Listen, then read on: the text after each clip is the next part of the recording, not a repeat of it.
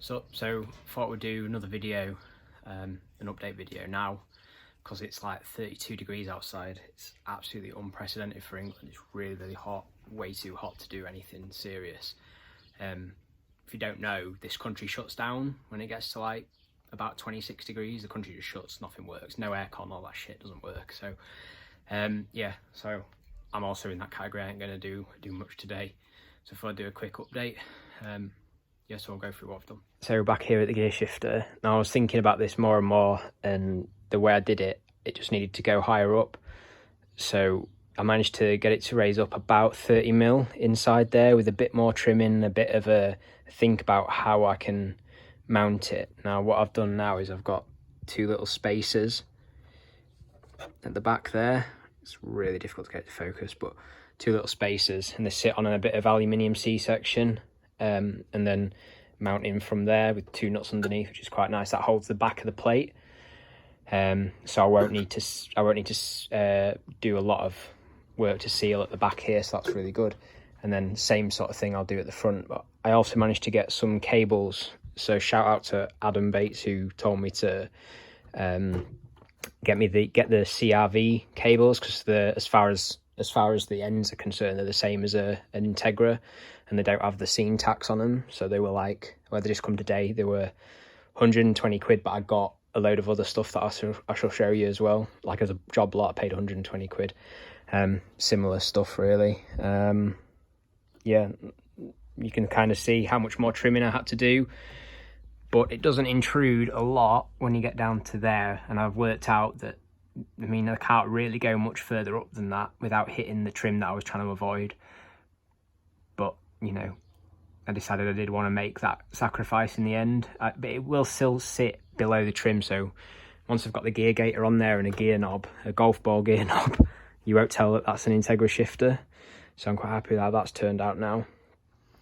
So I moved to the front of the car now, obviously, where I've got that DC5 Integra radiator.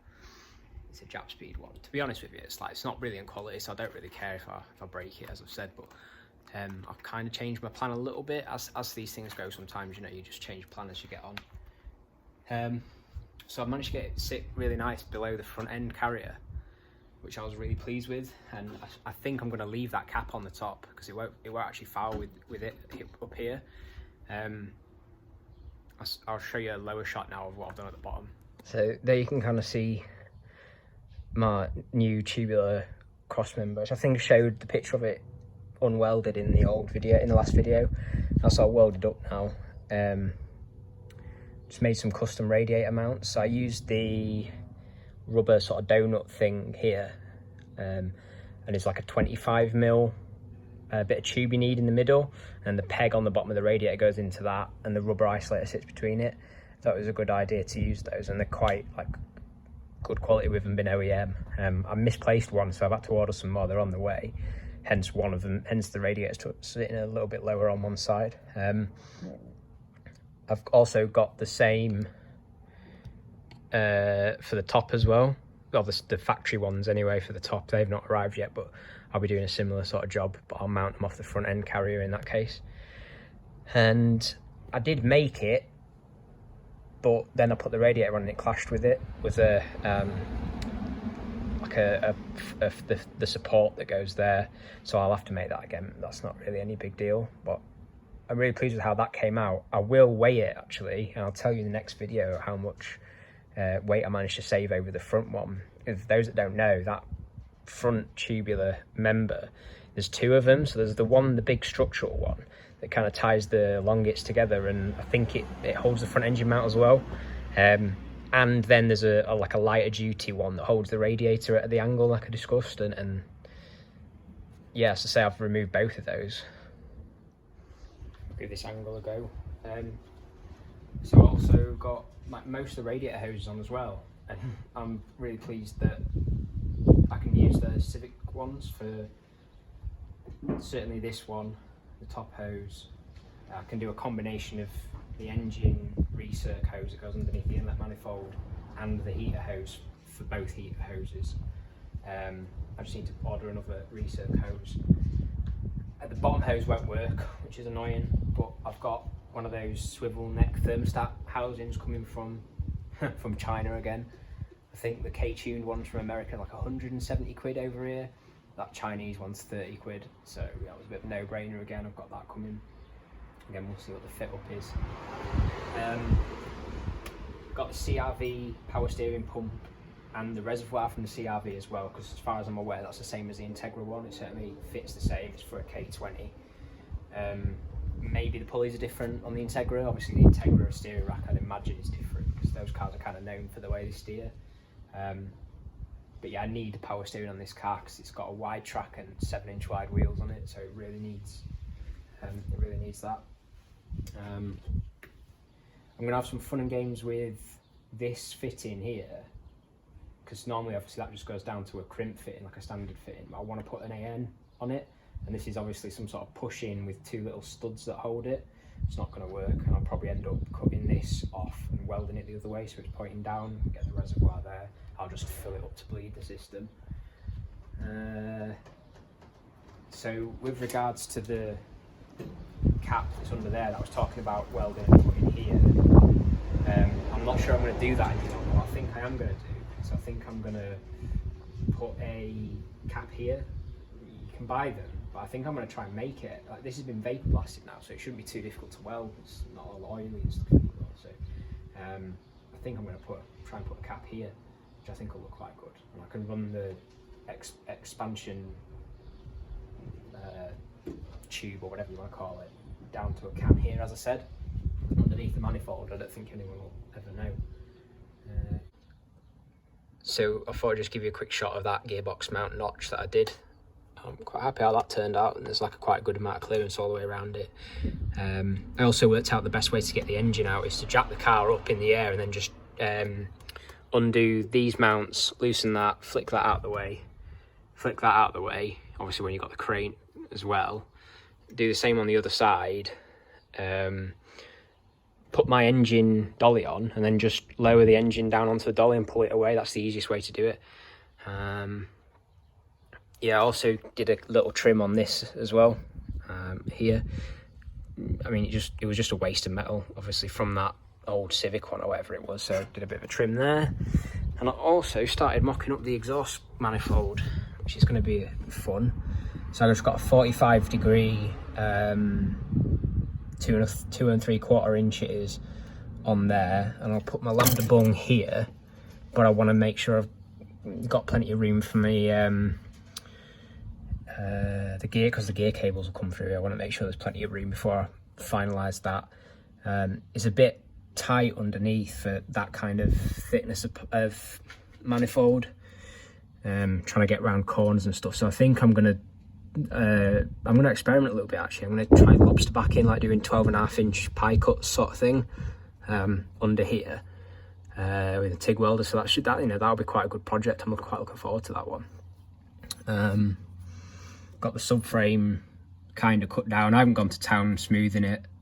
As I said, my plan just gonna get it running and then we'll start tarting it up afterwards.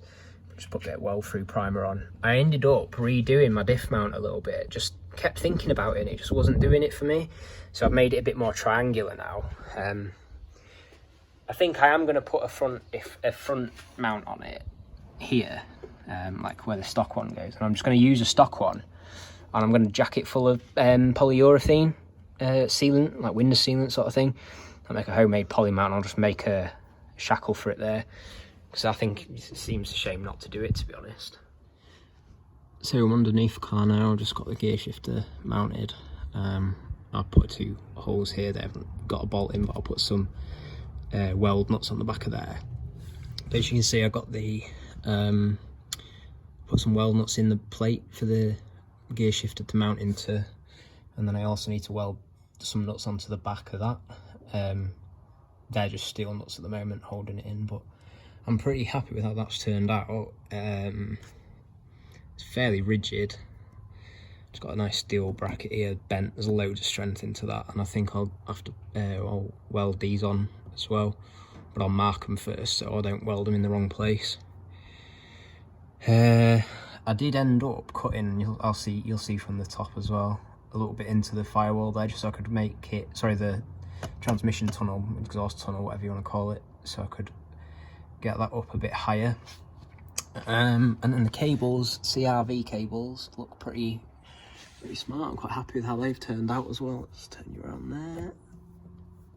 And then I'll get something to I'll make something to kind of hold them up off that. I'll probably do it off there's 3 like tapped screw threads in the steering rack there where the old gear shifter mounted, so I'll probably make a bracket off there just to hold that up nice and out of the way of the exhaust. But it's pretty much, I've got an idea of where I'm going with that exhaust now. I've got loads of room for activities.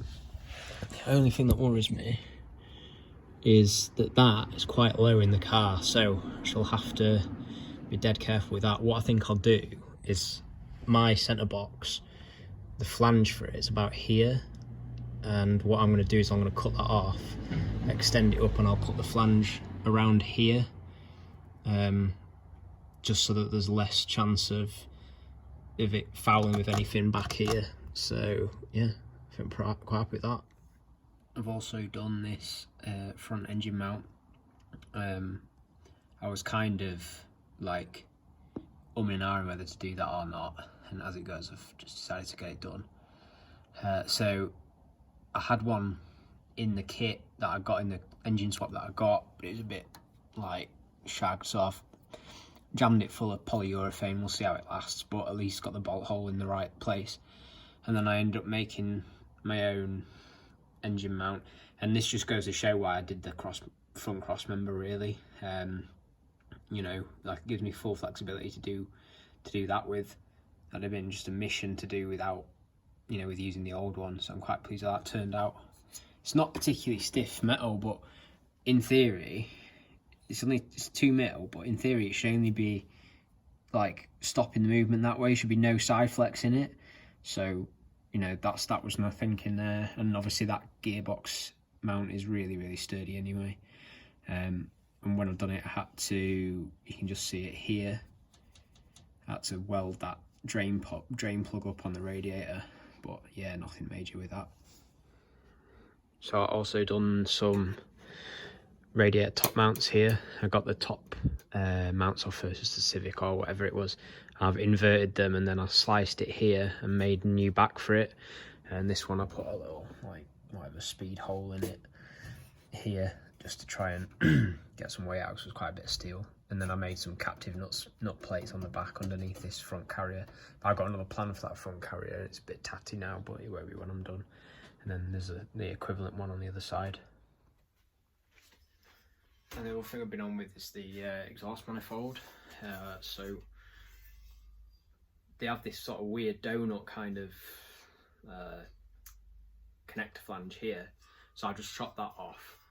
Started with a 45-degree 2 3/4 inch bend there. I've got lambda probe in on my side. And then I just had a go at like lobster backing it. I've never done that before. I mean, they're not the prettiest welds. I'm only just getting started with my own TIG setup, but it's not come out too badly. So yeah, I got 3 lobster backs there. I got a straight section, and then another lobster back, and then a straight, and then another lobster back, and then kind of faffed around with these a little bit. You know, to get that sort of exactly where I wanted in the exhaust tunnel. I'm quite keen that this is positioned such that the centre box is a long way from the shifter box in the car, because it's just awful when it starts banging on it. I know from experience. So yeah, I'm also lucky that you can feed that in with the engine in place. You can feed that sort of back and underneath without clashing with the bulkhead. It's a little bit of a wiggle job, but it's not too bad. I would have liked to have put the flexi on that, because it's a bigger diameter flexi, but it just don't have the room. So I've got a coupler flange, like a 2-bolt coupler flange to go on there, and then that's done as a manifold. And I'll just show you now what I've done with the centre pipe. So that's the centre pipe, and kind of sits like that in the car. So that's like, this is the trailing arm here. And then I already modified this here with a flange on it, but I've gone to a straight, then to I recycled that flexi, because this exhaust ain't going to last long on the car. And then I've got the step up to my 2 3/4 inch manifold. Now I'm aware that them Civics, I believe they come with a 2 1/4 inch to start with, which is what this is, and everyone swaps them to like a 2.5 or a 2.75 or a 3 inch to make them breathe better, and I'm aware that that's worth quite a bit of power on them. So I'm expecting that this will sap some power out of it. It won't be long till I have to change this, but this is a track slag exhaust. It's quite a good quality exhaust in the Golf world. It fits quite nicely, but they do a 2.5 and a 3 inch direct bolt on for the car, so I shall probably just upgrade to a 3 inch there, and I'll just sort of make this again in 3 inch when I do my own. Plan to make a custom manifold for it at some point, but I don't know whether any other major modifications might occur before then. So yeah, that'll certainly, that'll put me on. It'll get the car running and that way. I don't really want to be spending another 400 or 500 quid on a, manifold back exhaust when I don't need to immediately. So it's an utter state in this car at the moment. So I've been trimming around with it, but you can see I got the gear shifter mounted and I got the gear cables on, and it's really, really good actually. I'm really pleased how that's turned out. It's still a little bit of clashing around here, and I have to do some modification to the gator as well. But other than that, I can select all 6 gears and reverse, and it feels quite nice, quite direct. Probably in a pretty much the same position that my Golf shifter was as well. So quite happy with how that's turned out. I've got a little bit of modification to do in the tunnel there underneath, which I'll show as and when I do it.